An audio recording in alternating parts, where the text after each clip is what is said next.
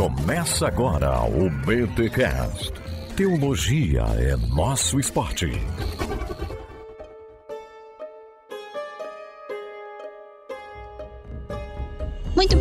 Muito bem. Começa mais um BTcast, o de número 456. Eu sou a Fran, de Alvorada, Rio Grande do Sul, mantenedora do Bibotalk. Eu sou Rodrigo Bibo e a religião continua vencendo. E eu sou Victor Fontana e Tele Santana era fundamentalista? Nossa, mano, Tele Santana? Quem que é Tele Santana? Futebol técnico? Nem lembro. É, treinador célebre da seleção brasileira e do São Paulo Futebol Clube, né? Ele não é aquele do inglês, né? Do inglês, I need to talk to you. Não, esse é o Joel Santana. Não, esse é o Joel. Essa é uma heresia big time, inclusive. Comparar o Tele com o Joel. Olha aí, que da hora. Quebrou ortodoxia. Foi bem ruim, Bibo. Sério? Tu se entregou muito aí. Tá bom, gente, desculpa. Futebol... tipo tu comparar o Cristiano Ronaldo com o Galeano. Pá, eu sei quem é o Cristiano Ronaldo, agora o Galeano eu não sei quem que é. É porque o Galeano nunca fez nenhuma pataquada com o inglês pra virar meme. Porque você também não saberia quem é Joel Santana se ele não tivesse virado meme. Não, o Joel Santana foi técnico do São Paulo, pô. O Joel Santana se treinou o São Paulo, não ganhou nada com o São Paulo. O Joel Santana foi técnico do Rio. Ele foi campeão carioca com todos os clubes do Rio. Ah, então eu tô confundindo tudo. Vamos falar de teologia, vamos, vai. O pessoal diz que eu não posso falar de política, eu acho que eu não posso falar de futebol também. Vamos falar de teologia, vai lá. E aqui, André Heinck, eu não sou fundamentalista, mas tem que tirar os esquerdistas da igreja. Nossa, meu Deus. Concordo em partes. Os direitistas também. De onde veio isso? Meu Deus, gente, é sério isso? Alô, podcast 12, Bibotalk, sintonizando o Bibotalk, vamos lá. Sintonizando. É o que eu mais ouço. Eu não sou fundamentalista, mas tem que não sei o quê. O mas Entendi, gente. Vocês entenderam a entrada do André agora? Agora eu fez sentido. A gente também ficou preocupado. Eu já tinha sacado essa, é igual tenho amigos, isso, entendeu? Não sou homofóbico, eu tenho até amigo gay.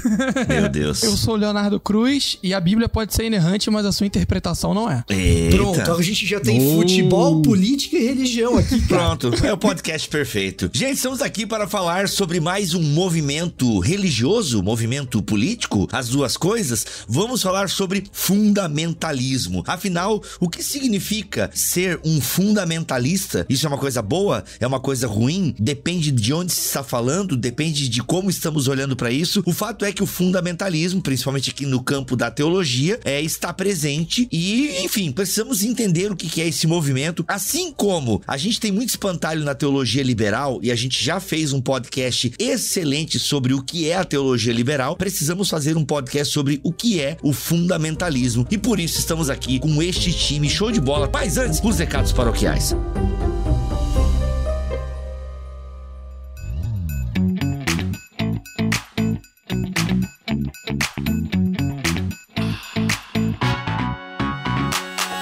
Recados paroquiais dessa semana, galera, vai ter o BTD 2022. Aliás, deixa eu fazer certinho. O BTD! Sim, meus amigos e minhas amigas, teremos lá, inclusive na parte da manhã, já vamos começar o evento com Victor Fontana e André Heinck. Meus amigos, como é que estão aí para falarmos sobre aperfeiçoados na unidade? Tudo certinho, Victor? E aí, aquela palavra já na agulha. Você já me ouviu falando desse tema?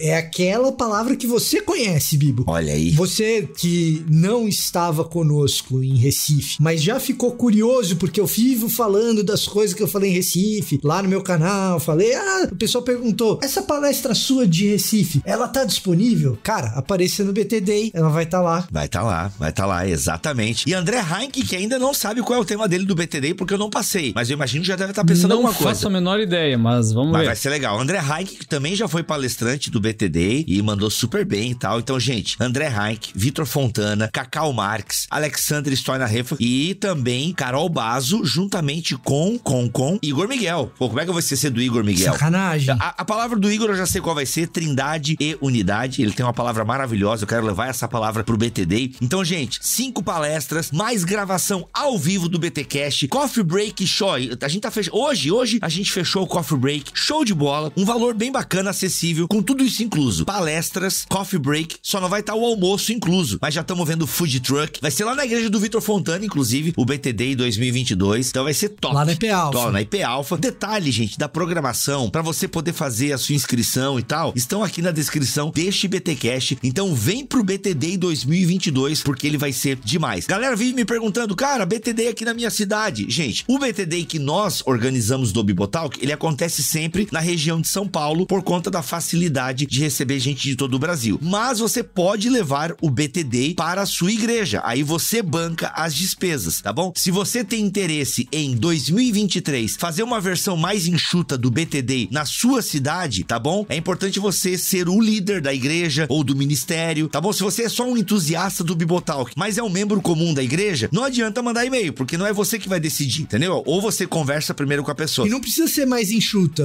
O Bibo é filho do rei, cara. Os sonhos dele ainda não foram todos destruídos. Então, se quiser fazer um mega evento, também pode. Também não pode, vai negar. Se quiser chamar. É que eu digo mega evento. É que esse BTD quem tá pagando sou eu. E aí o negócio tá... Gente, vocês têm que ir, porque a conta é alta, tá bom? Então, assim, mas quem quiser pode fazer um mega evento também com todos esses palestrantes na sua igreja. Mas geralmente o BTD são 3 palestrantes, né? Eu e mais 2 pessoas, você pode fazer o evento aí na sua igreja, tá bom? É só mandar um e-mail para contato@bibotalk.com e em 2023 pode ter aí um BTD na sua cidade financiado por você e sua igreja e por aí vai, tá bom? Simbora então para esse episódio porque ele é fundamental.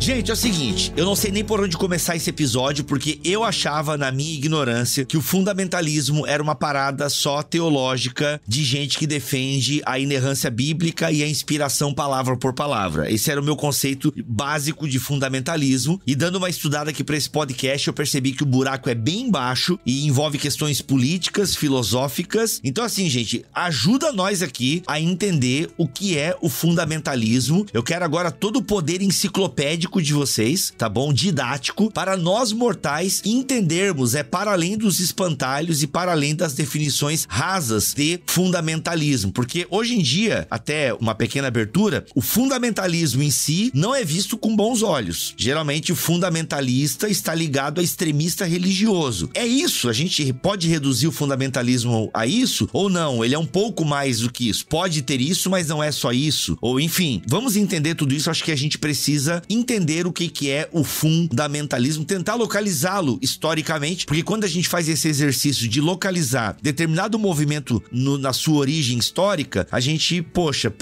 os caras são fruto do tempo e tal, né? Então a gente fica mais, talvez, a gente abaixa um pouquinho as armas. Mas e aí, meus amigos? Humaniza um pouco, Humaniza, justamente. Humanizar é importante, sabe? A gente fala muito da teologia liberal e não sei o que. Cara, mas vai pro contexto de onde surgiram. É muito importante você entender o contexto. Então, meus amigos, podemos começar com uma definição, né? O que é o fundamentalismo? E aí, a partir disso, vamos para questões históricas e tal. Meu irmão, até no pietismo eu fui parar. Deus livre, é muita coisa. O negócio é grande. Mas e aí, como é que a gente faz uma definição básica de fundamentalismo? O que é? Existe só fundamentalismo evangélico? O fundamentalismo é religioso? Ele é político? E aí? Tem uma definição básica aqui de fundamentalismo que o historiador George Marsden traz quando ele faz, assim, um dos maiores livros dele, que é justamente sobre o movimento fundamentalista nos Estados Unidos. Ele vai dizer que essa definição ampla, ela entende o fundamentalismo da seguinte forma: um padrão de militância religiosa em que um grupo se denomina como os verdadeiros crentes, e aqui crente não no sentido especificamente evangélico, tá? Mas crentes em alguma religião. E esse grupo de verdadeiros crentes, ele tenta combater uma erosão percebida da identidade religiosa. Então eles estão vendo o mundo ao redor, era familiar para eles, se tornar menos familiar. Essa estrutura tá se perdendo. Então esse grupo se junta e faz ali uma espécie de barricada intelectual, filosófica, cultural, política e por aí vai, pra dizer o seguinte: olha, nós somos os verdadeiros cristãos, os verdadeiros muçulmanos, os verdadeiros, sei lá, budistas, e nós estamos resistindo contra aquilo que está atacando a base da nossa sociedade ou da nossa maneira de ser no mundo. E normalmente isso tá ligado a uma resistência às forças de secularização, que é uma tendência do Ocidente Ocidente, pelo menos depois da Revolução Francesa. Então, nesse sentido, tem mais fundamentalismo além do fundamentalismo evangélico, porque, assim, o fundamentalismo tal como conhecemos, ele é uma criação do setor protestante dos Estados Unidos. Porém, esse termo, ele ganha uma expansão, uma dimensão maior, porque existem movimentos muito parecidos de reação à modernidade, como, por exemplo, no caso mais conhecido, o Islã. E ainda tem uma possibilidade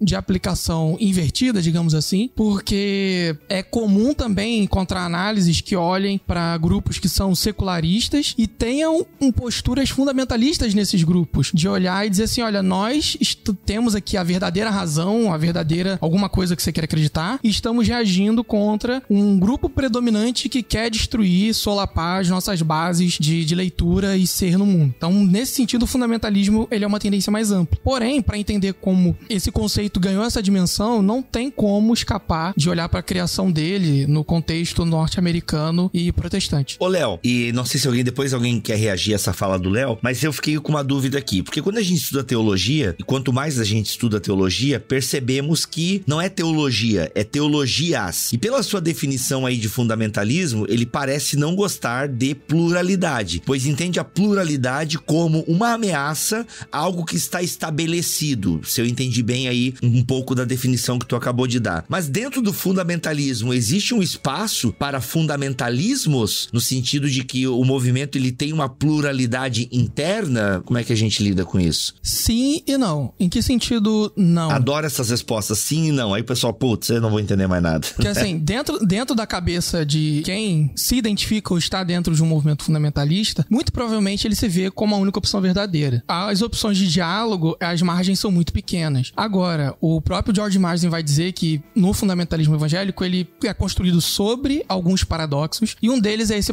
chamado paradoxo da unidade, em que cada grupo fundamentalista se via como o verdadeiro cristianismo norte-americano, mas na verdade essa visão purista da identidade denominacional, ela não faz justiça à evidência histórica. Então, por exemplo, pentecostais, eles não eram exatamente fundamentalistas, mas ao se colocarem dentro de uma postura mais próxima, dizendo que era um cristianismo verdadeiro norte-americano e que sempre foi pentecostal, eles não percebiam o quanto a visão de santidade deles bebia um pouco da herança puritana da formação dos Estados Unidos. A mesma coisa, os reformados, eles se viam como os verdadeiros cristãos lutando contra as heresias modernistas e seculares, mas eles não percebiam que a crítica deles aos pentecostais tinha um ponto cego no qual eles se apropriavam da visão de santidade e ética pessoal dos pentecostais. Então, nesse sentido, o fundamentalismo ele tem essa imagem de que nós somos a doutrina pura, o grupo imaculado, mas isso camufla uma trajetória histórica em que as coisas vão pegando um pedacinho daqui, um pedacinho dali e formando esse discurso de pretensa unidade, pretensa estabilidade. Uma coisa que eu acho que é importante apontar, Bibo, quando você fala de fundamentalismo e fundamentalismos, é o seguinte: se a gente tá falando de movimentos que surgiram do século XIX para cá, a definição do Marsden, ela vai funcionar da seguinte maneira: qualquer grupo que enxergue a possibilidade de uma verdade objetiva e dentro dessa possibilidade de uma verdade objetiva se aproprie da interpretação dessa verdade como a única possível, qualquer grupo do século XIX para cá que haja dessa maneira, em especial reagindo à modernidade, será considerado um grupo fundamentalista. E então você vai ter muitos fundamentalismos diferentes, e isso é inerente ao fundamentalismo, porque toda vez que surge alguém que vai dizer, olha, tem uma verdade objetiva, ela é acessível e ela é a minha, e não existe nenhuma outra possibilidade, você está lidando com um grupo fundamentalista. Ele pode ser um grupo fundamentalista evangélico, ele pode ser um grupo fundamentalista muçulmano, islâmico, ele pode ser um grupo fundamentalista das mais variáveis matizes. Qual é o perigo? O perigo é a gente estender essa definição que é muito larga, aplicar isso em qualquer contexto. Por exemplo, o Heinck é um historiador que se aprofunda em algumas questões da antiguidade. Se eu pegar essa definição do Marsden a respeito de objetividade e de eu acho que a minha verdade é ela e ela não pode ser contaminada por nada, eu vou lutar por tudo isso, você vai encontrar grupos na antiguidade que pensam dessa maneira. Mas você dizer que eles são grupos fundamentalistas é um anacronismo. O fundamentalismo não pertence aquele período. Como exemplo, para quem é da área bíblica e tá habituado com essas coisas, os chamados essênios ou a suposta comunidade de Qumran, em tese, teria esse tipo de marca. Agora, a gente não pode dizer que é fundamentalista, por quê? Porque não tá reagindo à modernidade. A ameaça que se tem ali é, de certa forma, o helenismo ou uma certa corrupção, talvez, persa ao judaísmo. São outras ameaças, mas um tipo de resistência que talvez seja inerente a qualquer agrupamento humano em torno de uma ideia. O ser humano se ajunta em torno de uma determinada ideia porque se identifica com outras pessoas que pensam parecido. E logo, muito rapidamente, a gente desenvolve mecanismos e a gente desenvolve um jeito de ser para defender aquela ideia. E por que nós, que nos agrupamos em torno daquela ideia, por que nós estamos certos? A peculiaridade do fundamentalismo é que essa defesa, ela é militante, não necessariamente beligerante, às vezes violenta, nem sempre, né? Mas ela é sempre militante, ela é sempre muito intensa e ela é sempre muito exclusivista, né? Então a gente vai ter essas marcas e, pelo menos na origem do movimento, sempre como uma reação às ideias que a modernidade trouxe. A gente poderia colocar aí dentro do bojo da modernidade muito do que é o pensamento iluminista. Então acho que assim a gente consegue delimitar um pouco mais essa história do fundamentalismo e os fundamentalistas, ou os fundamentalismos, que vão brigar entre si, porque cada um acha que tem a sua própria perspectiva, então... Claro. É até importante mencionar que o termo fundamentalismo, ele tem a origem no protestantismo do norte-americano, né? Então é importante historicizar isso, porque esse termo foi emprestado daí para todos os outros fundamentalismos e ajudou a orientar, a entender o que estava acontecendo não apenas no protestantismo. Então lá em 1910... o que foi publicado nos Estados Unidos? Uma série de 12 volumes chamado The Fundamentals, que buscava justamente o que? Eram textos que faziam uma reação à teologia liberal que estava comendo solto nos Estados Unidos e em outros vindo da Alemanha, obviamente, né? E houve essa reação buscando o que? Os fundamentos da fé da ortodoxia protestante, que existia, né, um certo limite de fundamentos, os principais, né? Trindade, nascimento virginal de Cristo, a crença, né, nos milagres, né, a inerrância da Bíblia, um dos pontos fundamentais e tal. Então surge esse texto Fundamentals e aí surge então o chamado movimento fundamentalista, que é o de primeira geração, digamos assim, em que ele está preocupado em retomar então, né, as bases da fé ortodoxa numa luta contra esse processo de liberalismo teológico que a gente já foi tratado aqui em podcast, né? Então esse termo vai ser usado dali em diante para designar o movimento, né? Só que esse movimento vai mudar, ele vai ganhando novas características com o tempo e que a gente vai falar aqui, detalhar melhor, que vai trazer características a mais, que não é apenas essa volta aos fundamentos da fé. Porque essa volta aos fundamentos da fé, todos nós somos fundamentalistas. Está baseado numa ortodoxia, a gente crê nesses mesmos princípios. Se você pegar a base de que ele crê nos fundamentos da fé, basicamente todo conservador, todo crente conservador é um fundamentalista. Mas aí tem outros elementos a mais que é preciso ser historicizado para a gente entender qual é a dimensão do fenômeno, do que nós estamos tratando aqui.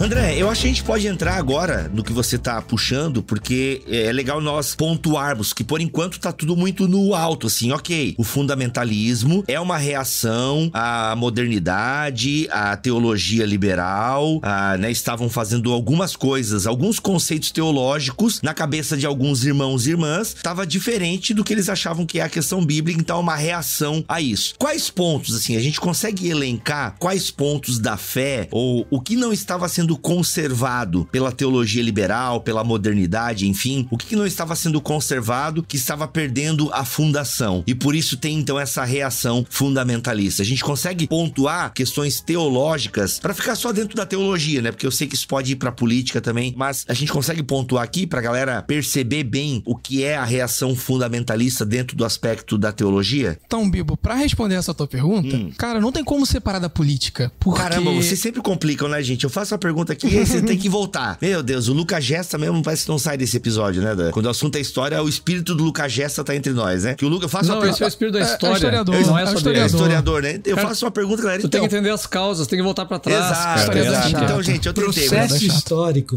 Pois é. Mas então mas vocês vão responder a minha pergunta, né? De questões bem assim, enciclopédicas, bonitinhas, topicusadas e tal, beleza. Mas vamos voltar então um pouco antes, Léo, pra entender, pra minha pergunta fazer mais sentido. Vamos lá. Já que a gente tava falando do historiador, né? Eu brinco que em termos de história do cristianismo, o papel do historiador é lembrar o que o apologeta quer esquecer. Porque o apologeta quer olhar pra aquilo que favorece seu lado, seu argumento. E não... esclarecer a memória, né? É isso aí. A gente não quer... Aqui, como eu vou falar de uma coisa um pouco tensa, estou limpando o terreno. Eu não quero depurar o passado e purificar e fazer uma cruzada. Mas entender que, por conta de certas limitações e problemas anteriores, a gente não consegue dissociar a política do movimento fundamentalista e dos problemas que terão no movimento fundamentalista. Então isso não é uma politização do debate, mas a gente tá jogando um ângulo ao lado da abordagem dogmática aqui. Muito bom. Vamos deixar o cigarrinho na mão do Luiz, vamos lá. Isso aí, eu ia falar isso, é bem isso.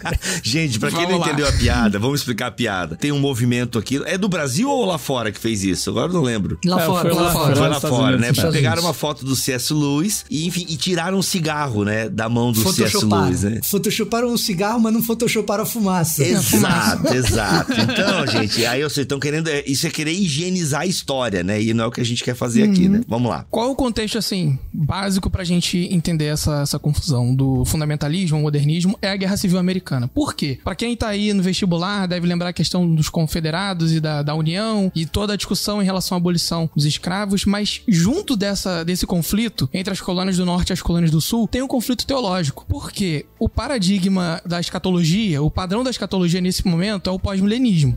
Eu fiz o dever de casa, tem um BTcast aqui com o Frank Brito, então vai lá conferir. Mas, assim, resumindo, o pós-milenismo é a ideia que Jesus, ele só viria com seu reino após o milênio, e para chegar nesse milênio, a sociedade, ela caminha progressivamente para o estabelecimento desse reino a partir da pregação do evangelho. O que isso tem a ver com o conflito da Guerra Civil? O Norte e o Sul se viam como essas sociedades modelo que serviriam para a chegada do reino de Deus no milênio. Então, quando eles vão criar esse atrito entre a abolição dos escravos mais pro norte e pro sul, a defesa do regime de escravidão, eles vão tentar argumentar a partir da teologia qual sociedade está mais próxima do estabelecimento do reino. E a teologia ao norte, que ficou na época, era chamada de liberals, ou a gente dá pra chamar de progressistas, para se diferenciar um pouco da teologia liberal alemã, que tem aproximações, mas não é a mesma coisa. Esses progressistas no norte, eles estavam sim mais alinhados com o pensamento mais iluminista, tinham um diálogo com a teologia alemã e tentavam produzir alguma coisa ali no norte, e essas ideias iluministas vinha junto um liberalismo político que defendia a abolição da escravatura. E essa defesa da abolição, quando partia para a teologia, afirmava que as passagens sobre a escravidão e o fato da Bíblia não condenar explicitamente a escravidão era um fator do contexto histórico. Agora, o teólogo do Sul, que acreditava que uma sociedade escravista estava mais perto do estabelecimento do reino de Deus ali pro milênio, ele vai olhar para essa argumentação e vai dizer, não, a gente está mais perto porque a escravidão é bíblica. A Bíblia não pode errar. E essa discussão entre os conservadores do Sul e os progressistas ao Norte, ela vai escalando por conta dessa perspectiva teológica de qual dos dois lados dos Estados Unidos estariam mais perto de ser luz para as nações e colocar os Estados Unidos num papel de liderança na política internacional. E isso vai esbarrar depois na interpretação bíblica, porque para pensar esse papel escatológico, eles têm que analisar o texto bíblico. E é por isso que não dá para separar o surgimento do conflito do contexto político. Caraca, me ajudem, gente. Eu tô assim, flutuando na história. E aí? Bom, a questão, Bíblia, é a seguinte. Esses fenômenos, eles são entremeados. Então, na medida em que você tem gente simplesmente entendendo como interpretar a Bíblia à luz do fenômeno escravidão naquele período, a gente tem pessoas hoje tentando entender e formatar uma hermenêutica bíblica à luz dos fenômenos que nós vivemos. Então, a gente vai querer uma interpretação bíblica mais literalista ou menos literalista, muitas vezes, vezes, não pela discussão pura da hermenêutica, porque essa discussão pura, no fim do dia, ela é meio que impossível de fazer. A gente não é fantasminha deslocado da realidade que a gente vive. Tem muita contingência nessa história. Então, o que acontece?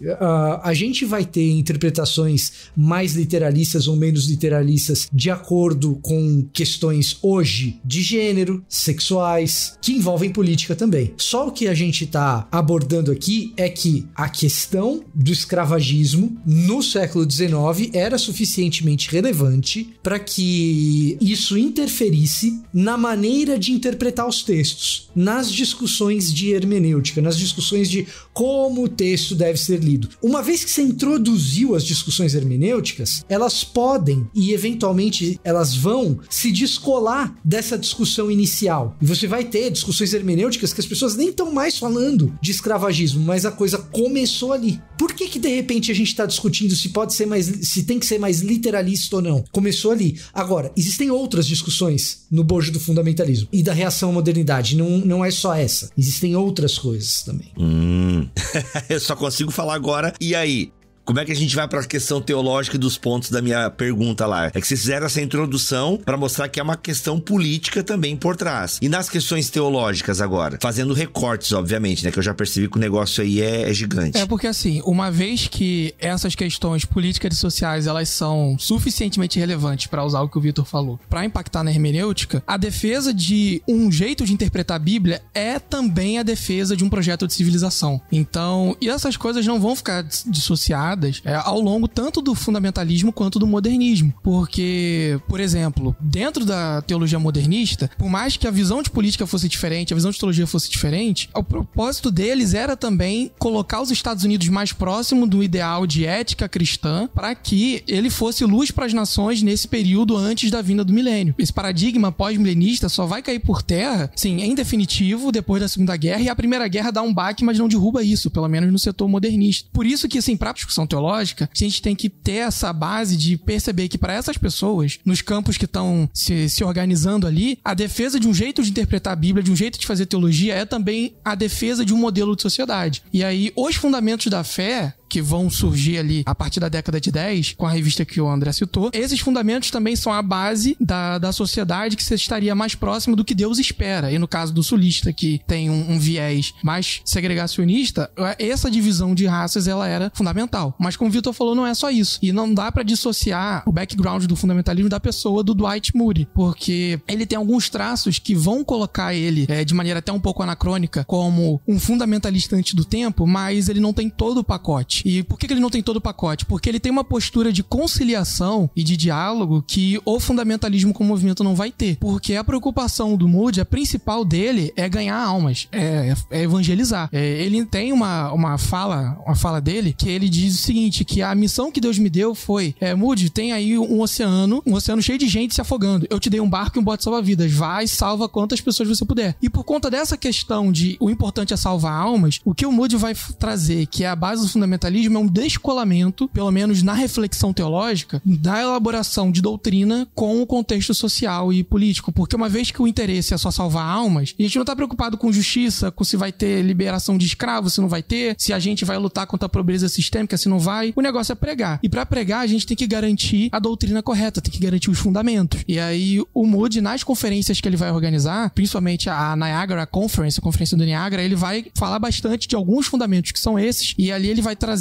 pontos que vão marcar o fundamentalismo depois, como a inerrância das escrituras, o dispensacionalismo. Pois é, aí que tá, né? Essas conferências de Niagara tiveram a presença do próprio Darby, John Darby, que vem da Inglaterra e que é basicamente o cara que sistematizou o dispensacionalismo, né? Ele foi 7 vezes pra lá, se não me engano, e ele fica muito próximo do Moody, tanto que o Instituto Moody depois vai assumir totalmente o dispensacionalismo, ele acaba entrando nesse ingrediente justamente nessa época, né? Nesse caldo geral de ideias, quando vai o pré-milenismo especificamente dispensacionalista, porque o pré-milenismo já há antes, né? Mas o especificamente dispensacionalista ele vai entrando com força a partir desses anos aí, final do século XIX e início do século XX, principalmente entre essa turma mais conservadora que está também reagindo ao liberalismo teológico. E como o dispensacionalismo ele prega justamente o que? Olha, a Bíblia ela deve ser lida, interpretada pelo povo comum, tendo ali a Bíblia própria e uma concordância bíblica, e não necessariamente os seminários, que esse foi um dos grandes erros também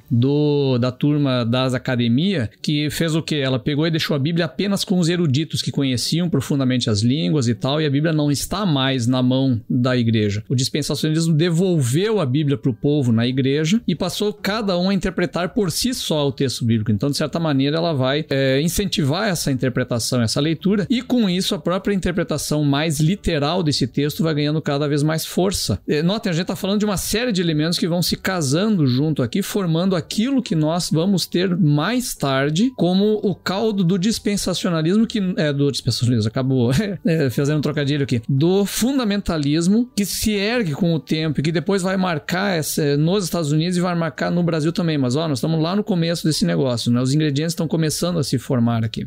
E quais são esses ingredientes? O Léo ia elencar os pontos teológicos, né? Então, a inerrância das escrituras, o dispensacionalismo, o que mais que tem? Quais são os outros fundamentos que eles batem o pé? Milagres, acho que é o retorno de Jesus também, deixa eu Isso, o retorno aqui. de Jesus, sem sombra de dúvida. É o aspecto escatológico, que está um vinculado com o outro, né? Questão do dispensacionalismo, com a volta de Cristo, a inerrância da Bíblia. Nota que esses elementos eles estão todos próximos dele, e não há que se negar esses fatos, teologicamente falando. Eles são preciosos para muita gente e para muitas tradições, inclusive as anteriores, né? Mas aí tem que ver o que está acontecendo no processo, que está juntando tudo e está se formando uma lista aqui. Isso é importante para nós pensar, uma lista de itens que tem que ir sendo cumpridos. Exato. Né? Esse que é o detalhe da coisa.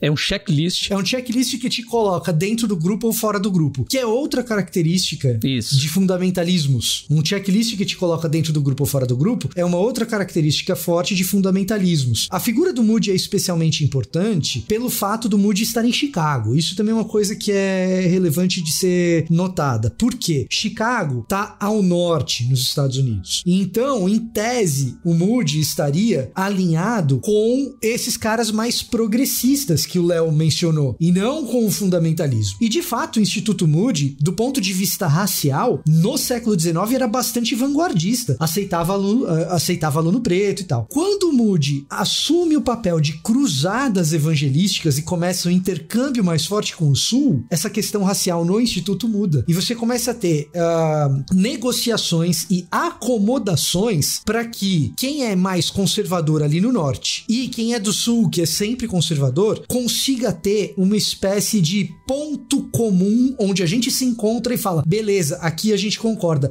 Moody abriu mão do inclusivismo racial. Ele não era um racista, Moody, mas ele abre mão desse inclusivismo racial que inicialmente no instituto dele acontecia. Abre mão para chegar nesse lugar comum. Onde que é esse lugar comum? Precisamente nesses pontos de concordância do fundamentalismo evangelical.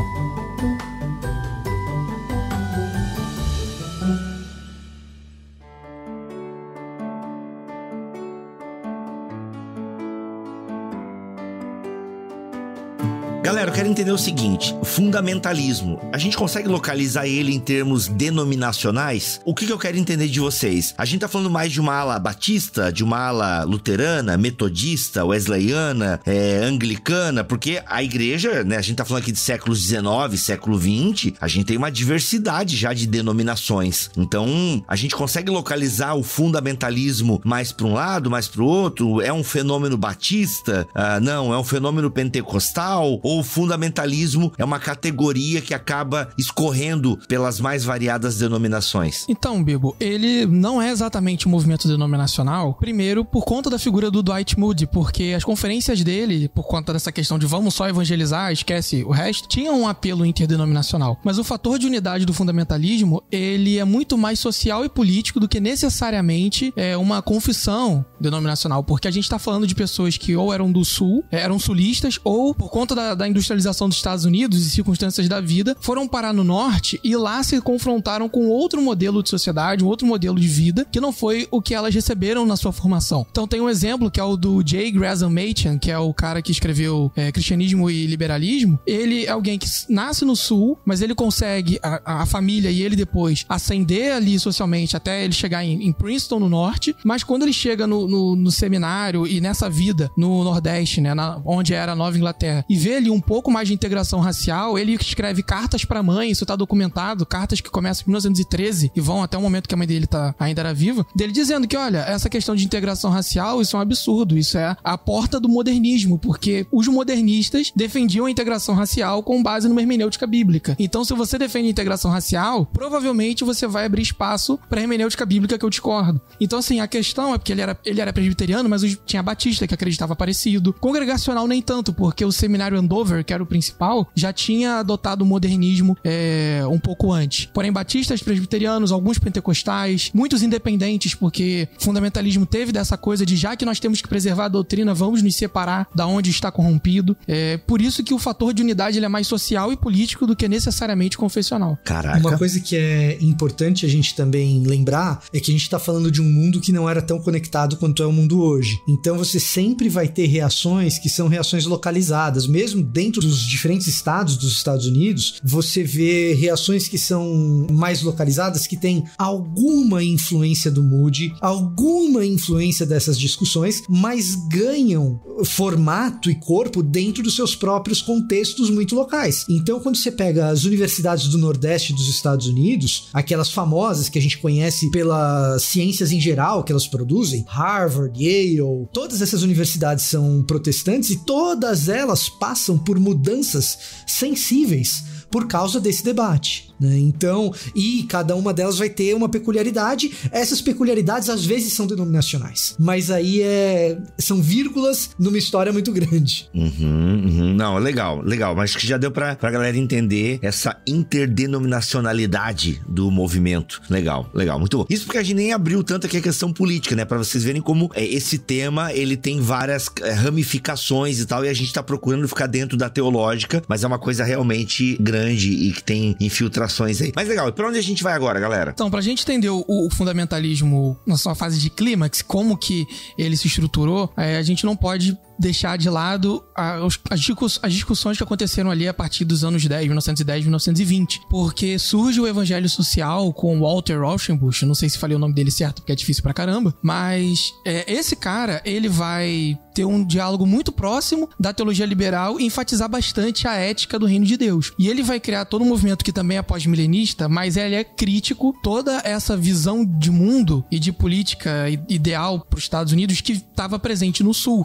Inclusive, ele vai bater de frente com teólogos da Universidade de Princeton, principalmente aqueles que são conhecidos pela velha Princeton, como Archibald Alexander ou Ashbel Green, que é o nome que o Ashbel Green Simonton recebeu em homenagem, porque esses caras, eles estavam na sua teologia, principalmente na escatologia, defendendo que aquele modelo de sociedade americana industrial, capitalista, etc., tudo isso era fomentado diretamente das escrituras. E o Walter Rauschenbusch, ele vai dizer assim, não, porque por conta de todo o arcabouço também da teologia liberal e dessa questão de purificar as escrituras a partir da ciência, ele vai dizer que o que importa é a ética do reino. E o que a ética do reino importa, o protestantismo tinha que ter uma veia de atuação social muito mais forte. E é nesse momento que a gente está falando do contexto de Primeira Guerra e um pouco antes da crise de 29 também, que os setores mais conservadores eles vão querer se afastar mais ainda dos modernistas, porque eles vão olhar essa teologia do evangelho social e dizer, olha, isso parece a teologia alemã, e a Alemanha não é um país legal porque a gente está em guerra com eles. Além disso, da Alemanha também vem o comunismo, e essa teologia parece comunismo. Então a gente tem que se afastar disso e voltar para os fundamentos da fé. E aí nessa questão de voltar para os fundamentos da fé, eles vão dizer que a teologia modernista, por se definir como um movimento que quer depurar, purificar as escrituras das visões supersticiosas ou mitológicas do texto, elas acabam ignorando crenças que são fundamentais. A inerrância das escrituras, a natureza divina de Jesus, sua ressurreição, seu retorno e o nascimento virginal. Esses são os pontos que eles vão definir como centrais, fundamentais, para que alguém possa se considerar cristão nesse contexto. E daí vem o nome fundamentalismo, porque eles publicavam isso dentro de uma revista que o André já antecipou aqui, que o nome dela era Os Fundamentos.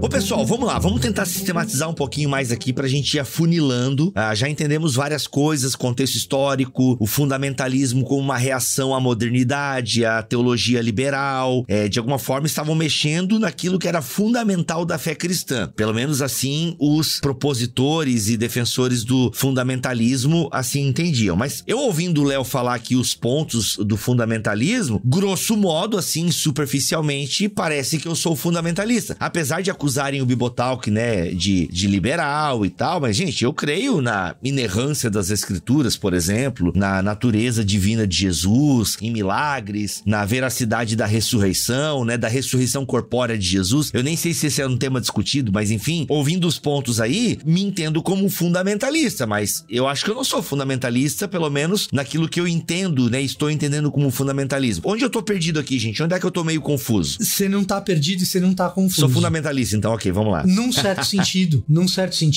todo evangélico muito bom. Num certo sentido, e aí eu vou desmembrar isso um pouco melhor, tá? Mas o que acontece? É por isso que eu brinquei com o Tele Santana. Tele Santana também era um cara extremamente afeito aos fundamentos básicos do futebol, não da teologia. Então, lembra que o pessoal falava que o Cafu não sabia cruzar? Cara, o Cafu, um dos melhores laterais direitos, quiçá o melhor lateral direito da história. É óbvio que o Cafu sabe cruzar, mas o Tele Santana era tão chato com os fundamentos, que ele fez o Cafu ser esse lateral que cruzava bem, que no começo da carreira ele cruzava ok, mas não era o cara que acertava todas. Então o Tele Santana, ele era muito chato com essa questão dos fundamentos básicos do esporte. No caso do futebol, o passe, o cruzamento, o chute de longa distância, a subida pro cabeceio, a matada de bola, esse tipo de coisa. Sem isso, você não joga bola. Ou vai jogar muito mal, ou você vai ficar de fora. A pergunta é, só com isso, você faz um bom atleta? Você faz um bom jogador de futebol? Essa é uma pergunta fundamental. Olha só a palavra fundamental aparecendo aqui, que ironia. Olha aí, cara. Mas usando o futebol pra explicar, tá ótimo. Isso tá bem fácil. Você não faz um atleta só com isso. O atleta precisa de outras coisas. Mais do que isso, um jogador de futebol que saiba muito bem todos os fundamentos, mas não seja tão bom em um deles, pode ser um jogador de futebol brilhante. Um dos maiores camisas 9 que o Brasil teve, Ronaldo. Ronaldo jogava muita bola. Pra mim, a tristeza foi jogar no Corinthians, mas jogava muita bola. Não era um bom cabeceador. Todo mundo sabia que não cabeceava bem. Então tinha um fundamento ali que era um tanto deficiente. O fundamentalismo, ele não vai apenas enfatizar os fundamentos. Ele vai elevar os fundamentos à condição de pertencimento e não pertencimento. Ele vai elevar os fundamentos à condição de definir objetivamente aquilo que é supremamente bom, aquilo que é supremamente ruim. Então, na cabeça do fundamentalista hardcore, porque é o seguinte, Bibo, você acredita na inerrância, certo? Sim. Eu acredito também. Sim. Na inerrância bíblica. Isso faz com que você queira jogar fora Dietrich Bonhoeffer. Pois é. A gente teria que definir como nós acreditamos, o que é inerrância pra nós, né? Eu gosto quando o Brackmeier fala, né? Que é uma palavra complicada às vezes. Então, o que acontece? O fundamentalista, ele vai caminhando pra um lado que não é a questão mais de você ser afeito a um determinado conceito, a um determinado fundamento, sem o qual é muito difícil você fazer cristianismo bom. Ele vai caminhando para um lado em que a militância em torno desses fundamentos, e lembrem-se que eu falei no começo do podcast a respeito de militância, não necessariamente beligerante violenta, mas às vezes beligerante violenta sim, a ponto de tem alguém que pensa esses fundamentos diferente de mim, esse cara não faz parte do grupo de cristãos. Mas essa é a questão. É aí que a coisa vai ficando perigosa. Mais do que isso, eu escolho esses fundamentos e o que eu faço com os outros? Por exemplo, por que eu tô definindo que você faz parte do meu time, que o Heinck faz parte do meu time, que o Léo faz parte do meu time baseado nesses fundamentos, e de repente um de vocês é muito falho em relação a amor ao próximo e continua fazendo parte do meu time? Peraí. Pra Jesus, Amar ao próximo como a si mesmo é o centro da parada toda, do ponto de vista ético, pelo menos. O fundamentalismo, ele começa a se tornar problemático e começa a adquirir uma conotação pejorativa na medida que os efeitos deletérios desse tipo de postura começam a aparecer. Porque, do ponto de vista meramente de você olhar para esses fundamentos, todos nós consideramos esses fundamentos caros. Nós que somos evangélicos, ser evangélico, num certo sentido, é se apegar a esses fundamentos. E devemos nos apegar a eles. A pergunta é, qual a consequência de como a gente se apega a esses fundamentos? E se os efeitos desse apego, a articulação desse apego está bem feita, que tipo de efeito que isso vai gerar? Eu acho muito interessante como, nesse sentido, o fundamentalismo ele é absolutamente moderno. Totalmente. Né? Porque ele vai limpar toda a subjetividade. Por exemplo, o camarada confessa Jesus Cristo como Senhor, ele diz que ama Jesus. Esse seria o princípio que a gente diria, não, ele faz parte da comunidade, o fundamental, digamos assim. Mas isso não é possível de você verificar objetivamente. O que você pode verificar objetivamente? Cientificamente, digamos assim, ou modernamente. Se ele confessa a Trindade, se ele confessa a inerrância bíblica, se ele confessa isso, aquilo e aquilo. E aí você tem como medir se ele faz ou não faz parte. Porque ele dizer que ama Jesus e que segue a Cristo, que aceitou ele como Senhor e Salvador, não tem como você medir. Então essa questão do fundamentalismo, e é por isso que a gente insiste, ele é moderno, porque ele faz isso, ele faz uma análise objetiva dos casos. Exato. E aí a gente entra no outro quesito, que é fundamentalmente, e agora o trocadilho é intencional, fundamentalmente problemático no fundamentalismo, que é o seguinte: no alicerce do fundamentalismo você tem uma epistemologia que não resiste ao século XX. Que epistemologia é essa? Dessa percepção de que existe uma verdade, que eu consigo acessar essa verdade objetivamente. A partir desse meu acesso objetivo à verdade, eu sou capaz de articular essa verdade de maneira inequívoca e, portanto, aquilo que eu articulei e não a verdade é verdadeiro. Isso é a base do método científico, isso é a base do iluminismo, isso é a base de uma epistemologia puramente moderna e que está também na base do fundamentalismo, que vai montar o seu cavalo de guerra não em torno da verdade de Deus, mas das articulações que a gente fez a respeito dessa verdade. Quando o século XX chega com a fenomenologia, com o existencialismo, com os perspectivismos variados, com as ênfases na alteridade do Martin Buber, do Emmanuel Levinas, com o perspectivismo do Ortega y Gasset, quando o século XX chega com isso, em reação ao desastre que foi essa aposta muito forte na objetividade idealista do século XIX, isso acaba mostrando por tabela que o fundamentalismo tem um fundamento, um alicerce, que é um pouco balançado, é um alicerce ruim, meio poroso. Então, ironicamente, o fundamentalismo tem no seu fundamento, não das suas crenças, mas da sua epistemologia, a maneira como ele constrói suas crenças, ele tem um fundamento bem inconstante, frágil. O que eu tô querendo dizer? Você pegar, por exemplo, Ortega y Gasset, que eu acho que é um filósofo que nos ajuda muito a colocar as coisas em perspectiva, você começa a perceber que essa ideia de se apegar tanto àquilo que eu articulei não é lá muito bom. Ortega y Gasset, diferente dos relativistas, ele não vai dizer que cada um tem a sua verdade. Isso é subjetivo. Então, o Heinck, você aceitou Jesus aí? Essa é a sua verdade, eu não tenho como acessar. Eu não tenho como medir isso, não é mensurável. Você aceitou aí, eu aceitei aqui. O que é Jesus pra você pode não ser pra mim. Isso seria um perspectivismo extremo, subjetivista, que leva a um relativismo, que é precisamente a reação que venceu a modernidade, a pós-modernidade que a gente tem hoje, certo? Ortega y Gasset, por exemplo, vai dizer, não, peraí. Existe verdade, essa verdade é acessível. E coisas que a gente afirma a respeito da verdade podem ser verdadeiras ou falsas. Então eu digo pra você, por exemplo, esse fone de ouvido é preto? Eu falo, não, esse fone de ouvido aqui é preto. Não, de fato, esse fone de ouvido aqui é preto. Se alguém disser o contrário, a gente vai ter um problema aqui. Então, existe verdade. A gente pode fazer afirmações verdadeiras, afirmações falsas a respeito da verdade. Mas a verdade é um fenômeno tão complexo, tão difícil de ser observado, que ele necessita de perspectivas diferentes a respeito dele para que ele possa ser mais corretamente acessado. É isso que o fundamentalista vai ter muita dificuldade. Eu vou chegar e vou falar assim, a Bíblia, ela é a palavra de Deus, ela não pode conter erros. Aí eu falo assim, mas o que significa isso? E aí a minha perspectiva a respeito disso, a maneira como eu articulo isso é uma, a maneira do Léo de articular isso é outra, a maneira do André de articular isso é outra. O que Ortega y Gasset vai dizer? Essa essas perspectivas a respeito dessa uma verdade, elas são valiosas, elas podem ser mensuradas em valor, umas podem ser mais, outras ser menos, mas a união dessas perspectivas, ela é benéfica. Pro fundamentalista, não. A minha perspectiva é a correta e as outras, a pluralidade de perspectivas é deletéria. É que a verdade é uma pessoa em movimento, né? Por que não?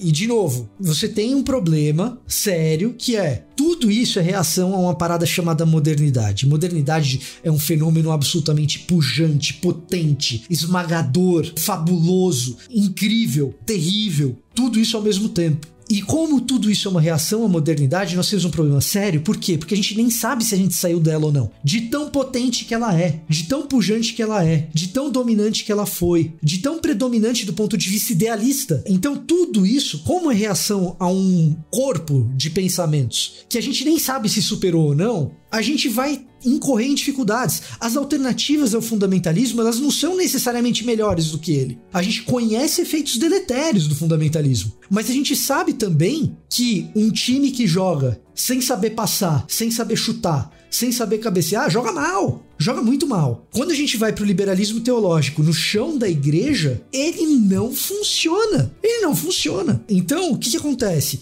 Porque o fundamentalismo... E a gente tem hoje esse jeito pejorativo de falar a respeito de fundamentalismo, até do ponto de vista... novamente político reconhecido. Você pegar, por exemplo, alguns acordos que existem na Grã-Bretanha, você classificar o pensamento de outra pessoa como fundamentalista para desqualificá-la do debate é tão ruim quanto outros tipos de denominações pejorativas, como você dizer que o cara é mongoloide, por exemplo. Se fosse na Twitch aqui, a gente já estaria... Não pode usar essa palavra na Twitch, né? Mas você não pode usar a palavra fundamentalista para desqualificar alguém do debate no Reino Unido, de tão deletério que se tornou. Agora, o ponto é o seguinte: se tornou algo pejorativo por causa desses efeitos deletérios, precisa ter esses efeitos deletérios, apegar-se a esses fundamentos não necessariamente incorre num comportamento ruim. Historicamente incorreu, e da forma como foi articulado incorreu. Se você pegar a formulação da inerrância, por exemplo, de Chicago, a Declaração de Chicago de Inerrância Bíblica, né? Ela se deu num contexto de exclusão de acadêmicos específicos que eram conservadores evangelicais. A história do Gundry. Então o que acontece? A gente tem que agarrar esses fundamentos, mas revisitá-los e ter abertura para conversar sobre eles. Como articulá-los bem.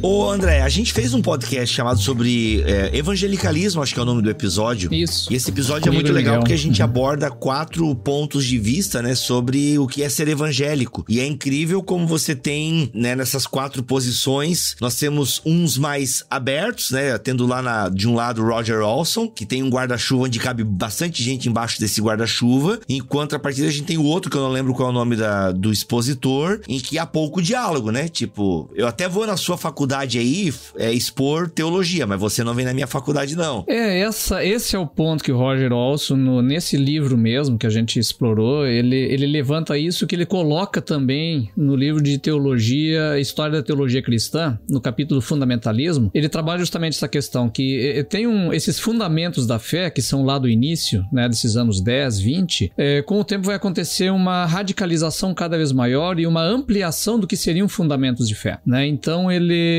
vai citar o exemplo ali, ele marca essa data como paradigmática, né, em 1925, quando acontece lá no Tennessee um julgamento de um camarada por ter ensinado evolução na escola, que era proibido, então, né, pela legislação, justamente por essa tendência fundamentalista dos cristãos, dos protestantes ali, de proibirem esse ensino. Tem que lembrar que Darwin largou a bomba da teoria da evolução poucas décadas antes. Então, isso era um outro ataque da modernidade contra a fé cristã de certa maneira e contra a Bíblia, porque a Bíblia lá no Gênesis não fala nada disso e tal e tal. E aí acontece todo um processo dali em diante que vão acrescentando itens à lista de fundamentos da fé. Então, por exemplo, um fundamento da fé é ser anti-evolução. Outro fundamento da fé se torna ser anticomunismo. E assim vai. Então tem uma série de coisas, de reações à modernidade que vão se tornando itens como fundamentos de fé. Então não é mais apenas você criar nas doutrinas da ortodoxia. Agora tem uma série de outras coisas que estão sendo colocadas numa grande lista de itens que vão te considerar ou não cristão e com quem você pode ou não ter algum tipo de comunhão. Isso vai se ampliando cada vez mais. Então o Roger Olson vai dizer que justamente a grande marca do fundamentalismo depois de 1925, não é mais apenas aquela lista inicial de fundamentos. Ela vai ser uma grande lista de fundamentos e principalmente o sectarismo. Ou seja, que eu não posso mais me relacionar com pessoas que não subscrevam toda esta lista. Aliás, entra até a questão política. Eu lembro que lendo aquele texto lá, você tem no pacote até uma opção política. Se você não for republicano, que é o mais conservador nos Estados Unidos... Sim, eu ia falar disso agora.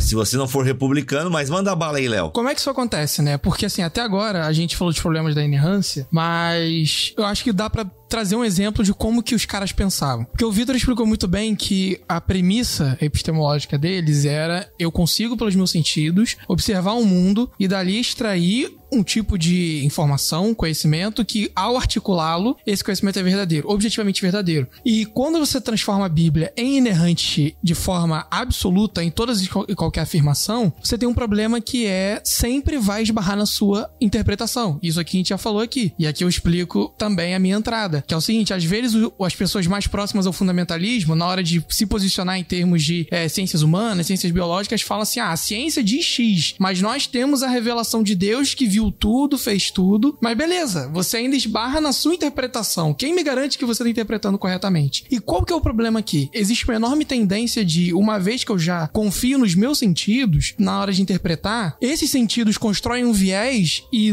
na conclusão desse processo, o que eu digo que é bíblico, na verdade, eu tô usando o texto para reforçar o meu viés. E aí é nessa que, por exemplo, os caras que eu citei, Archibald Alexander, Ashbel Green, eles vão dizer que o capitalismo é fomentado pela Bíblia, porque eles acreditam que o progresso da sociedade leva até mais próximo do milênio, a vinda do reino. Eles estão vendo os Estados Unidos crescendo no período da segunda revolução industrial, eletricidade, agora você pode ter geladeira em casa, não tem mais ferro de carvão, você liga na tomada e consegue passar roupa, trem, e mídia de massa, um monte de coisa acontecendo. E eles olham e falam: puxa vida, isso aqui é muito bom. E quando eles vão ler a Bíblia e partindo dessa premissa que o que eles veem com o seu sentido está correto, eles vão achar que esse tipo de sociedade é antecipado ou prescrito pela Bíblia. E aí que a gente esbarra na opção política do Partido Republicano, modelos de família, aquele modelo de família doriana: pai, mãe, filho, dois filhos, cachorro, casa própria, carro próprio, a família do subúrbio. Tudo isso vira modelo bíblico, porque eles estão partindo da premissa que o meu sentido consegue alcançar a verdade ou um nível de verdade que é universal e de concordância completa. No próprio século XIX, isso vira o que é chamado de leitura enciclopédica da Bíblia. E isso era comum, não só nos Estados Unidos, mas no mundo de fala inglesa, porque desde o século XVIII existia uma tendência de olhar para o que o Francis Bacon pensou de ciência e falar assim: cara, a gente precisa ler o texto bíblico e induzir um tipo de interpretação para dali extrair os fatos, porque a Bíblia é uma coleção de fatos. A Bíblia é o nosso manual. A gente lê, bate o olho e objetivamente sabe o que a gente precisa fazer. Mas, de novo, qual o problema? Isso reforça vieses. E mesmo no século XIX, isso tinha críticas. Eu vou dar um exemplo aqui de um cara que eu gosto muito, que é o Guilherme Groen Van Prinsterer, o cara que foi tutor do Kuyper. Quando ele tem a fase de segunda conversão dele, no movimento do avivamento francês na Europa, ele vai dizer o seguinte: cara, tem duas leituras que são muito erradas. A leitura moderna, que usa a ciência para purificar a Bíblia, e a leitura enciclopédica, porque ela lê a Bíblia como se fosse um manual de ciência, um dicionário, que eu preciso saber família. Eu vou lá, abro no versículo, pronto, já tenho todos os papéis de família, política, já tenho todos os modelos econômicos, e isso reforça viés. E se ignora o fato da revelação como a história de Deus com o seu povo e com o mundo que ele criou. Esse é um exemplo de crítica que já existia no momento em que essas discussões estão fervilhando. Então, assim, a gente não precisou esperar todo o fundamentalismo se desenvolver para que esses erros pudessem ser percebidos. A grande questão é que, no caso do cenário norte-americano, a separação entre os modernistas e fundamentalistas era tão grande que os fundamentalistas conseguiram criar instituições, criar networkings, por assim dizer, para que essas visões conseguissem sobreviver por um período. E aí o caso do julgamento do John Scopes que o André citou aqui é um momento de virada, porque uma vez que para fazer parte do meu grupo, o sujeito precisa concordar com uma série de premissas, de conceitos, de princípios racionais, essa lista foi aumentando, chegou no momento em que incluiu ser anti-evolução, e no momento em que esse julgamento aconteceu, tinha lá o maior advogado dos Estados Unidos defendendo o John Scopes e mandaram o pastor William James Bryan para fazer apologética lá, porque eles achavam que dentro dessa premissa de mundo, todo sujeito racional, razoável, ao ouvir a exposição bíblica, vai perceber que a Bíblia está correta. E nesse julgamento, o William James Bryan, ele saiu com uma imagem bastante prejudicada,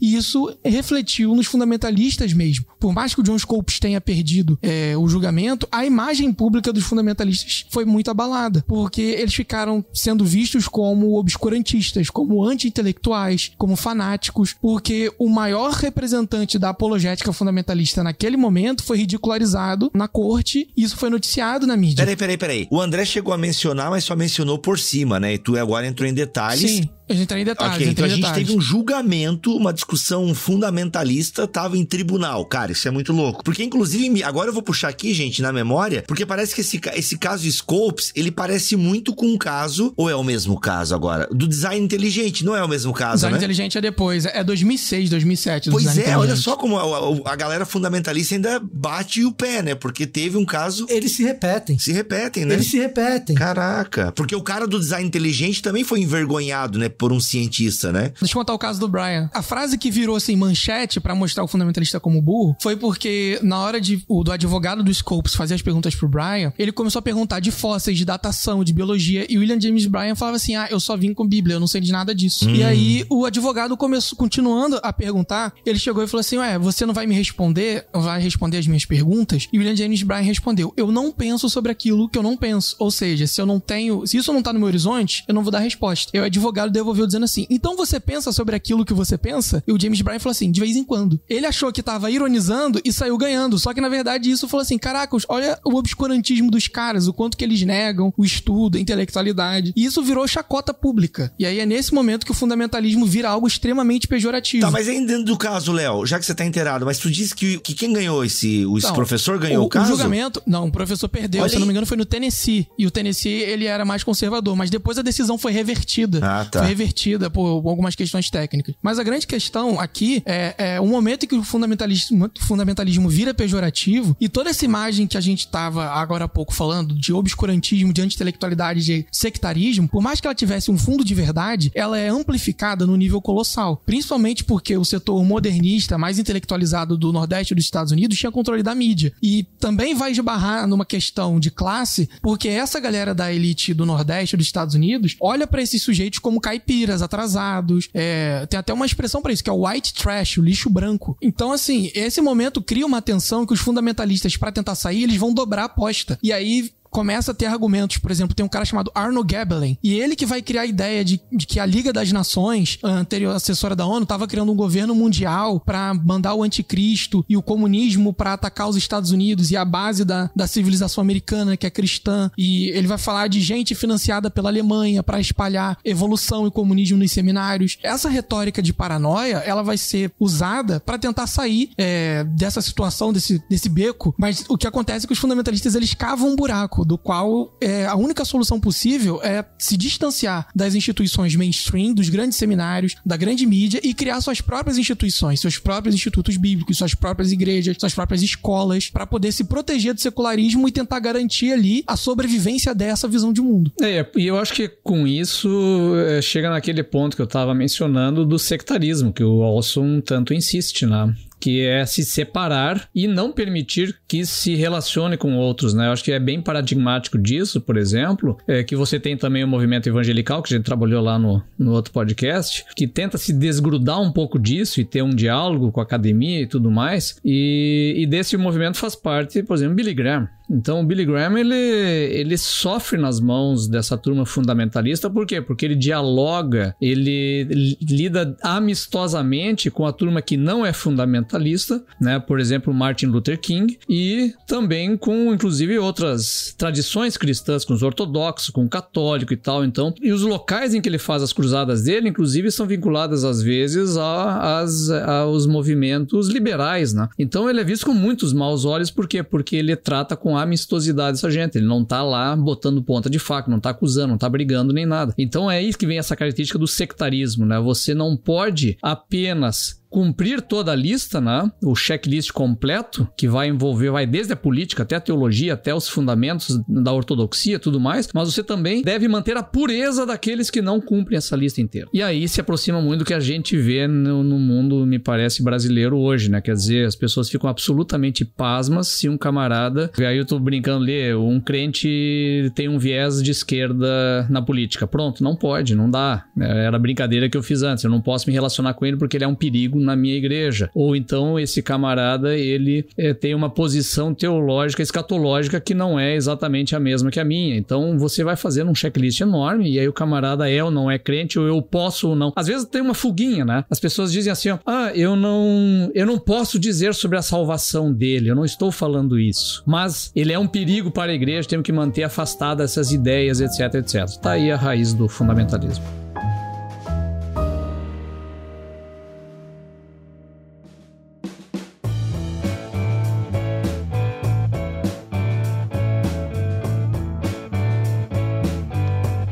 Pra gente caminhar pro final desse episódio aqui, caramba, que pancada, com certeza um episódio pra se ouvir de novo, mas em termos de considerações finais, qual é a grande conclusão pra nós, assim? Aliás, conclusão é uma palavra complicada, mas enfim, quais são, assim, as lições que a gente pode aprender com o movimento fundamentalista? Eu penso que o André já deu uma letra muito interessante sobre essa questão do sectarismo e da até mesmo violência, não sei se eu posso usar essa palavra, né, uma violência intelectual e às vezes até física, né? Pode acontecer, como aconteceu, mas qual é a grande lição que a gente aprende, assim? É um movimento que tá aí, menos forte, aliás, não sei se tá menos forte, ele tá aí, né? Ele tá forte ainda no meio. A gente ele mesmo permeia, sofreu, né? Ele permeia vários movimentos religiosos. O próprio Bibotalk, né, sofreu não é a palavra correta, a gente não sofreu tanto assim, mas recebemos acusações, inclusive em plenárias, né, com 12 mil pessoas e tal, e somos chamados de anátema. O fato de nós, por exemplo, não defendermos num podcast gravamos sobre o dilúvio, só porque a gente não falou da linha clássica, que é assim, que todos os animaizinhos entraram na arca e tal, enfim, só porque a gente tem uma leitura de Gênesis diferente do mainstream evangélico, somos anátema, e isso pra mim é uma clara manifestação fundamentalista, né? E são pessoas que, se pudessem e tivessem poder, talvez nos queimassem mesmo numa fogueira, ou mandassem o Estado nos executar, porque somos um perigo pra igreja. Aliás, essa frase sai da boca de indivíduos, né? O Bibotalk é um perigo pra igreja brasileira. Então a gente percebe que o fundamentalismo... O evangelho também. O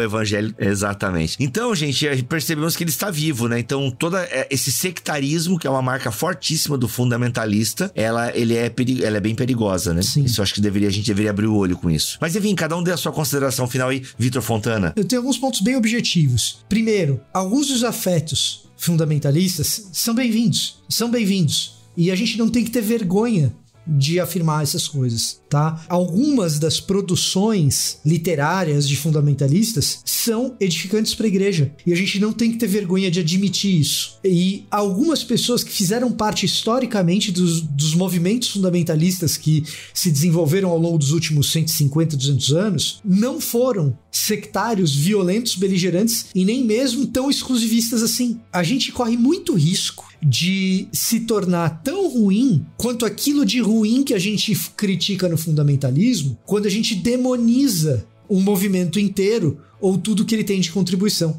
Então, é um movimento que tem as suas fragilidades, intelectuais, epistêmicas, como eu mencionei aqui. Essas fragilidades não são desprezíveis, e essas fragilidades, elas em alguma medida provocam os efeitos ruins que a gente observa no final, mas isso não significa que no meio do processo não tenha coisa boa, e isso também não significa que no meio desse processo a gente deva fazer com essas pessoas que são fundamentalistas aquilo que a pior parte do fundamentalismo faz com os outros. Ah, isso daí é um fundamentalista, joga fora. Pô, você tá jogando fora porque ele joga fora. E aí vira uma coisa que, e eu concluo com isso, né? Aí vira uma coisa que quem explicou muito bem é um camarada chamado Kishimoto. Quem é Kishimoto? Autor do Naruto, né? Então, o que acontece? Futebol, anime, é isso aí. É isso aí. Então, o que acontece? Um odeia o outro, e aí você passa a odiar o outro porque ele odiou um. E aí o outro que é amigo do um e do outro passa a te odiar. E aí quem é seu amigo passa... E alguém precisa colocar um fim nesse ciclo de ódio. Em algum momento precisa interromper esse ciclo. E aí qual é o problema? Eu enxergo hoje o fundamentalismo como algo permeando demais a igreja brasileira. E, portanto, a gente tem riscos associados a isso. É muito triste que eu veja muitos amigos, muitas pessoas que eu respeito, muitas pessoas que eu admiro, que diante desses riscos expõem o fundamentalismo da mesma maneira que um fundamentalista radical faria com outras pessoas. É isso aí, cara. Eu acho que o Vitor resumiu bem essa questão, né? A exclusão de qualquer relacionamento com outro e essa coisa o grande perigo para isso ou aquilo, e aí, de fato, esse perigo, às vezes quem era atacado pelo fundamentalista está fazendo isso, ele está devolvendo com o mesmo tipo de ataque, o mesmo tipo de exclusão, né? E isso vai contra toda a ideia de unidade da igreja, de um só rebanho, um só pastor, e que a gente canta tão bonito lá na igreja, mas que é uma completa fantasia, em se considerando igreja brasileira hoje. Essa é uma completa fantasia. A gente canta lá, mas ele está só no campo da metáfora. Seria melhor se a gente passasse a se comportar mais de acordo com aquilo que nós sonhamos e cantamos na igreja. Esse seria o meu voto e o meu desejo aqui. E aí, Léo? Vocês tocaram no ponto da unidade, eu vou reforçar ele, mas a partir de uma outra perspectiva, porque vocês tocaram também no ponto que o fundamentalismo ainda está vivo. E uma das grandes condições que permitiu o fundamentalismo se reanimar no cenário americano foi a perda do consenso protestante nos anos 50, porque assim, mal ou bem, por mais que fundamentalistas e modernistas pregassem entre duas visões de mundo, existia um espírito nos Estados Unidos, uma postura que ser protestante era bom e trazia privilégio. Com as mudanças culturais, o movimento hippie, tudo nos anos 60, o modernismo cai por terra e o fundamentalismo ele consegue se manter vivo, mas a partir de uma nova roupagem, principalmente política. Por que eu tô falando disso? A gente falou dos fundamentos da fé, a gente falou de ortodoxia, e ortodoxia é um tema que volta e meia tá nas nossas grandes discussões, e aí a gente fala de, o que é ortodoxia? Aí a gente volta lá nos credos ecumênicos, credo apostólico, credo niceno, e a gente diz, olha, porque a pluralidade confessional, ela garante unidade. Mas não é isso que a gente vê no fundamentalismo. A unidade não é garantida, em primeiro lugar, pela natureza confessional, mas pela natureza política. Então a gente precisa se perguntar o quanto de política tem na nossa ortodoxia, porque muitas das vezes a gente tem do nosso lado batista, pentecostal, presbiteriano, luterano, mas tá do nosso lado porque é da mesma classe social, é da mesma origem, da mesma etnia, concorda ideologicamente. Então aparentemente tá tudo certo. E o que acontece quando os fundamentalistas, no caso do cenário americano, porque isso é mais evidente, quando eles são criticados, a saída deles é voltar pros caras que tinham toda essa postura sectarista, muitas vezes explicitamente racista e segregacionista, e tentar dizer, não, aqui, a base da fé, fulano disse, a gente tem uma tentativa de amenizar os erros. Então, eu sou calvinista, né? Então, vou dar um exemplo mais prático aqui. Porque ao invés da gente ficar toda hora voltando pro Gresham Machen, que tinha esse teor racial, por que a gente não olha pro calvinismo negro, que também acreditava nos fundamentos? Por que a gente não resgata essas fontes? Que elas estão lá. São caras que também acreditam na inerrância bíblica, nos milagres, acreditam em tudo isso, mas também tem a perspectiva de perceber o ponto cego no fundamentalista branco. Por que a gente não olha pra esses caras? E aí a gente consegue ter uma dimensão maior e melhor do que é viver em unidade como igreja, porque a gente tá olhando pra pessoas que às vezes na mesma confissão tem uma perspectiva diferente, porque o lugar de interpretação dela, da Bíblia e do mundo, é diferente, porque ela não é da mesma classe, não é da mesma ideologia, não teve a mesma origem que eu. Meu Deus, gente, que riqueza, que riqueza. Muito obrigado, Léo, obrigado, Vitor, obrigado, André, pelas colaborações, para nós entendermos um pouco mais aí esse movimento. Dicas de literatura pra galera que quiser quiser aprofundar. Bem, o André falou do livro História da Teologia Cristã, do Roger Olson. Recomendo também bastante, bem bacana. Um panorama, um passeio pela história da teologia. E, gente, ó, os links pra você adquirir esse livro, inclusive, vai estar aqui na descrição deste BTcast, tá bom? Vai ter tanto o link da El Shaddai quanto o link da Amazon, tá? Até vi que tava um precinho bem legal ali na El Shaddai, não sei quanto tá na Amazon, mas vai estar os dois links, tanto da El Shaddai quanto da Amazon. E eu tenho um aqui, gente, que eu não sei se ele é comercializado ainda, da editora Sinodal, Para Entender Fundamentalismo, do Martin Dreher. Também um livrinho bem pequenininho, totalmente focado no fundamentalismo. Não sei se ele é comercializado ainda, mas o Martin Dreher é um bom historiador da igreja também. Pra mim, com esses dois, tá bom. Compre pelo link do Bibotal. Pronto, aí sim, aí ficou perfeito. E tem também 4 visões sobre o evangelicalismo, onde tem o Kevin Balder. Tem esse livro em português? Tem livro em português, cara. Inclusive foi um livro que a gente fez. Gravaram o BTcast. E a gente fez o podcast dele, inclusive, tá? Então você vai ter o quê? O que é ser evangélico? Na visão do Kevin Balder, que se eu não me engano é mais da ala fundamentalista aqui. Aí nós temos o Albert Mohler, nós temos o Stackhouse Jr. e o Roger Olson. Gente, é muito legal esse livro também. 4 visões sobre o evangelicalismo. O link pra ele também vai estar na descrição aqui deste BTcast. Lendo esse livro, você percebe, cara, mano, são tudo evangélico, estão respondendo as mesmas perguntas, mas, mano... Uma nota sobre esse livro. Uma nota. Autor pouco conhecido no contexto brasileiro, mas muito bom. John Stackhouse Jr. é um cara muito bom autor, vale a pena quando você encontrar coisa dele. É um cara que vale a pena merece ser lido. Olha aí. Não se fala tanto dele, assim, no contexto brasileiro. Então, John Stackhouse Jr. é um cara que vale a pena. Olha aí. Então, gente, fica a dica aí do Victor Fontana. É um livro bem legal pra você entender, com pontos teológicos, parte dessa nossa discussão aqui, tá bom? 4 visões sobre o evangelicalismo, da editora Batista Regular, tá bom? É isso, vamos ficando por aqui. Até o próximo BTcast, se Deus quiser assim permitir. Fiquem todos na paz do Senhor Jesus. E digo mais, vem pro BT Day no dia 20 de agosto de 2022, porque estaremos presentes lá falando o quê? Sobre unidade da igreja, comendo junto, batendo aquela fotinho, trocando ideia. Vai ser um sábado fantástico, se Deus permitir, tá bom? Então a gente tá fazendo a nossa parte aqui, tá bom, gente? Um preço acessível e um sábado incrível, tá? E eu não falei, vai ter o Pocket Show do Guilherme Andrade, do Projeto Sola. Então, ó, tá? Chuchu beleza. Um abraço e até semana que vem.